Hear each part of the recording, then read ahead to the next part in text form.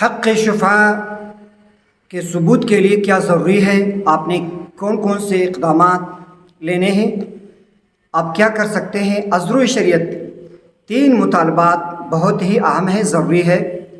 طلب مواثبت، اور دوسری نمبر پر طلب اشہاد، اور پھر طلب خصومت۔ یہ جو 3 امور ہے، 3 کام ہیں، مطالبات ہیں، یہ بہت ہی اہم ہے حق شفا کے ثبوت کے لیے کہ آپ شفیع ہیں، شفا کرنے جا رہے ہیں۔ تو پھر سب سے پہلے حق مواثبت، اس کا مطلب یہ ہے کہ طلب مواثبت، اس کا مطلب یہ ہے کہ کوئی شخص آپ کے متصل، یا آپ اس کی جائیداد میں شریک ہے، یا اس زمین کے متعلقات سے متعلق آپ کی شرکت ہے، پانی وغیرہ میں، راستے میں، یعنی جو زمین فروخت ابھی ہو رہی ہے، تو اس زمین کے متعلق آپ کا شفا کا حق ہے، تو سب سے پہلے طلب مواثبت آپ کریں۔ اسی مجلس میں جب آپ کو علم ہو جائے، خبر مل جائے، تو آپ بلا تاخیر اسی مجلس میں یہ کہہ دیں کہ میں اس پر شفا کرتا ہوں، اس کو طلب مواثبت کہتے ہیں۔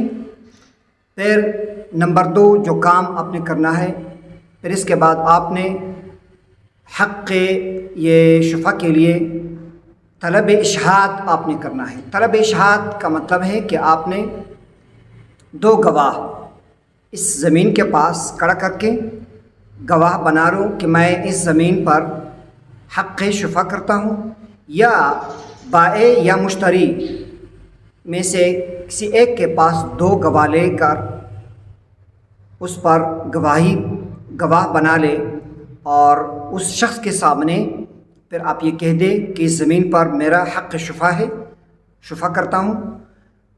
یہ نمبر 3 جو بات ہے وہ یہ ہے کہ 1 مہینے کے اندر آپ عدالت میں یا قاضی میں، یا جو واحد ثالث ہے جو بھی ہے، تو عدالت کے پاس جا کر آپ نے خصومت، یہ دعویٰ دائر کرنا ہے 1 مہینے کے اندر۔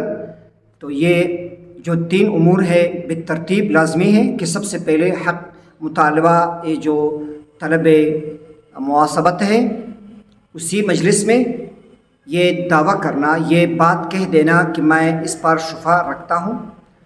نمبر 2 2 گواہ پیش کرنا۔ نمبر 3 خصومت، دعویٰ دائر کرنا عدالت میں۔ یہ حق شفا کے ثبوت کے لیے ضروری ہے شریعت کی روح سے، یہ ایک ترتیب ہے، آپ نے اپنانا ہے۔